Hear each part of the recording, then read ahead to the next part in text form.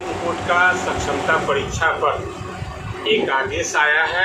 आइए हम चर्चा करते हैं परिवर्तनकारी प्रारंभिक शिक्षक संघ के प्रदेश अध्यक्ष बंशीधर ब्रजवासी जी से। ब्रजवासी जी, आप बिहार के शिक्षकों को बताना चाहेंगे कि आज क्या आदेश आया है? सुप्रीम कोर्ट का कुछ नया अलग से कोई आदेश नहीं आया है।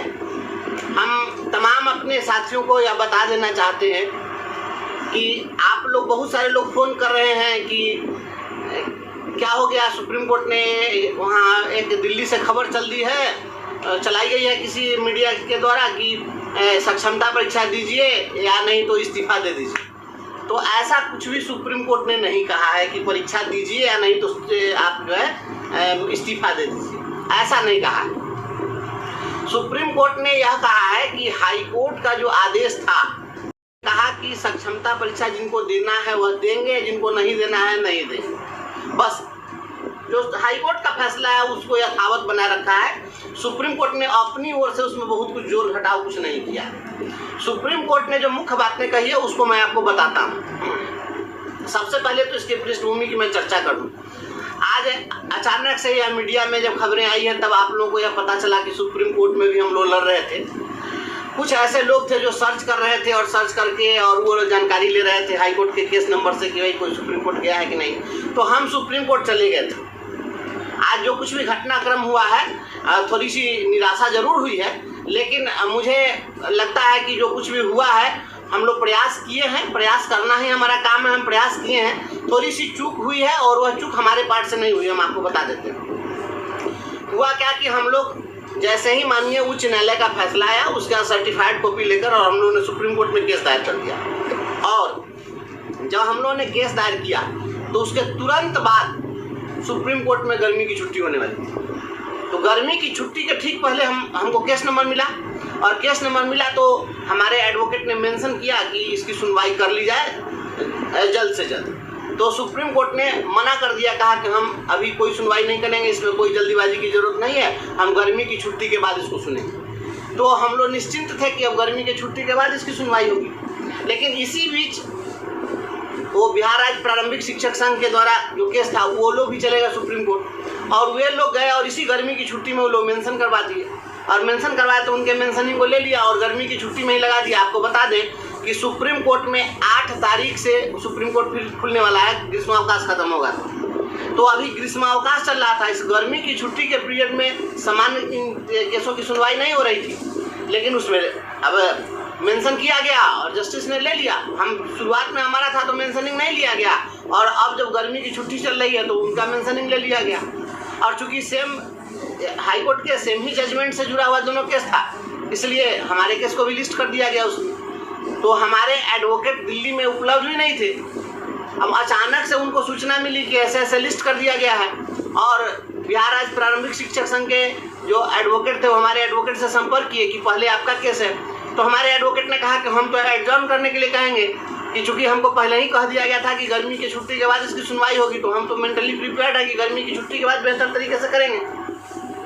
लेकिन आज हुआ क्या कि जब बहस की बात हुई तो हमारे एडवोकेट वहाँ पर तो फिजिकली अपीयर थे नहीं और बिहार राज्य प्रारंभिक शिक्षक संघ की ओर से यानी प्रदीप कुमार पप्पू जी की ओर से वहाँ जो एडवोकेट थे उन्होंने बहस करना शुरू कर दिया। चूँकि जो फिजिकली अपीयर्ड रहता है उसकी बहस को सुनता है, वहाँ कोर्ट ने सुना।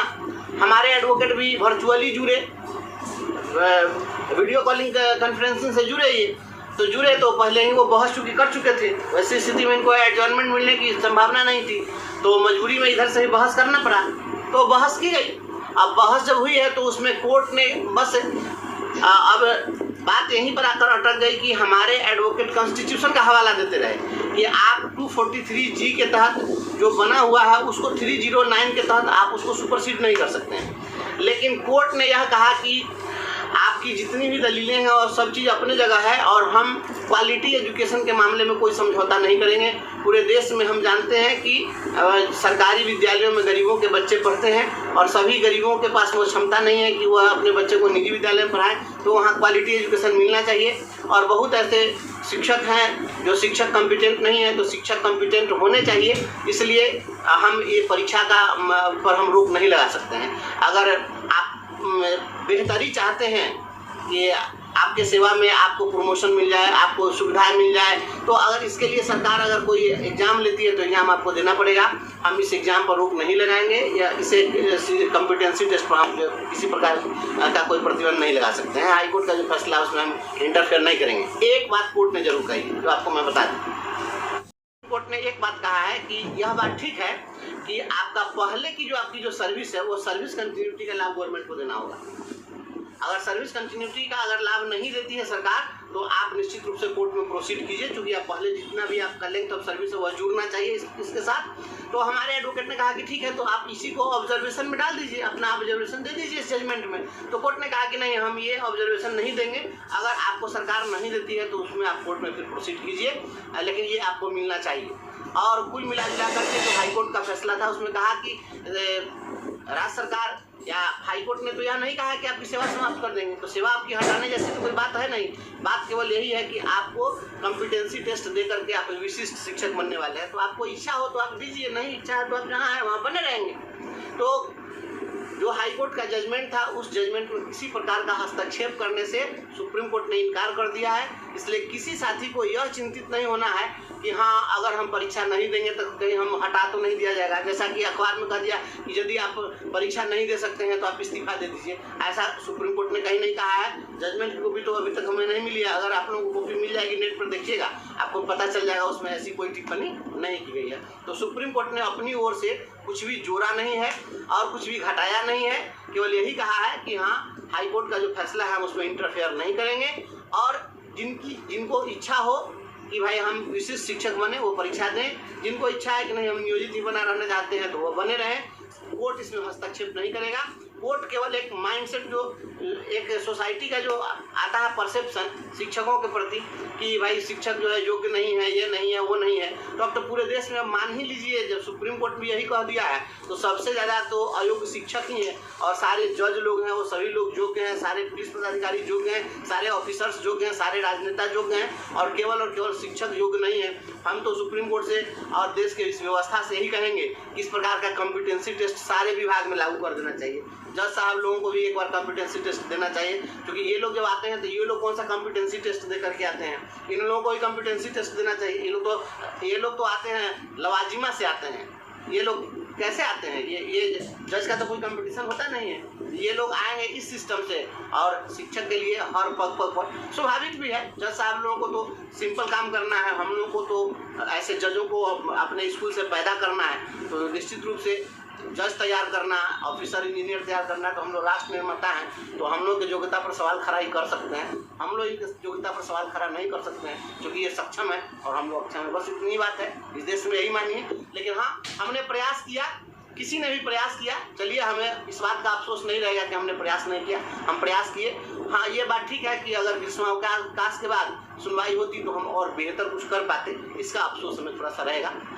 किसी साथी को बहुत चिंतित होने की जरूरत नहीं है। अब रही बात सक्षमता परीक्षा की, तो जिनकी सेवा थोड़े दिन के लिए बची हुई है वो इसमें जा करके परीक्षा दे करके ही क्या करेंगे। हम लोग पहले से ही परीक्षा का कोई बहुत हम लोग विरोध नहीं कर रहे थे। हम लोगों का केवल यह कहना था कि आप जो पोस्टिंग कर रहे हैं मनमाने तरीके से 3 जिला में, ये भारत भ्रमण आप काहे कराना चाहते हैं। हम लोग को इस चीज़ पर एतराज़ था कि ये चीज़ आप जो है मत करिए। तो राज्य सरकार से हम अभी पत्र भी लिखे हैं, हम लोगों ने ज्ञापन दिया है और असेंबली में क्वेश्चन भी डाला गया है, उसको मैं कल वीडियो बना करके इस पर डाल दूंगा।